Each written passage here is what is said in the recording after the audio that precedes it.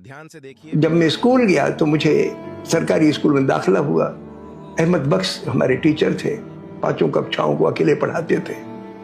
शहर में परिवार रहता था और गांव में रहते थे वो, और महीने में सिर्फ 1 मर्तबा अपने परिवार से मिलने जाते थे।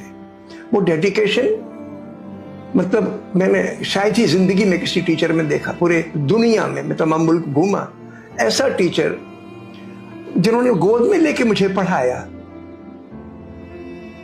हर फिक्र की। जब मैं बीएससी में पढ़ता था तो उन्होंने मेरे लिए, जब फीस जमा करनी थी, मेरे घर गिरवी रखा गया था, घर में गरीबी आ गई थी तो कर्जा नहीं मिल रहा था, तो एक दिन मैं नहीं जा पाया। तो उन्होंने कहा तुम गए क्यों नहीं, हमारे स्कूल कॉलेज खुल गया।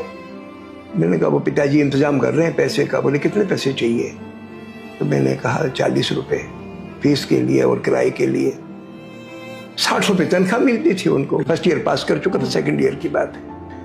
उन्होंने मुझे 60 रुपए की तनख्वाह में, जिसमें उनका गुजारा परिवार का चलाते थे, वो 40 रुपए मुझे दिया, जबकि गांव में कोई कर्जा देने को तैयार नहीं था। वो जानते थे कि पैसा शायद ही मिले, लेकिन उन्होंने दिया मुझे।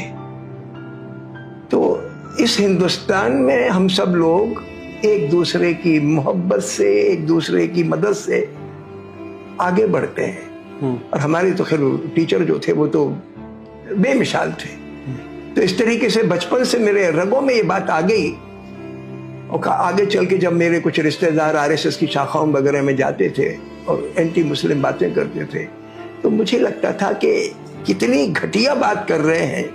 जिस शख्स ने मुझे इंसान बनाया, मेरे दिमाग में गणित के कायदे, हिंदी के कायदे इतनी आसानी से डाले कि मुझ में आत्मविश्वास पैदा किया। उस शख्स को और उसकी कौम को, उसकी बिरादरी को, उसके मजहब को कोई जलील करे, ये मेरे लिए बर्दाश्त के बाहर थी बात।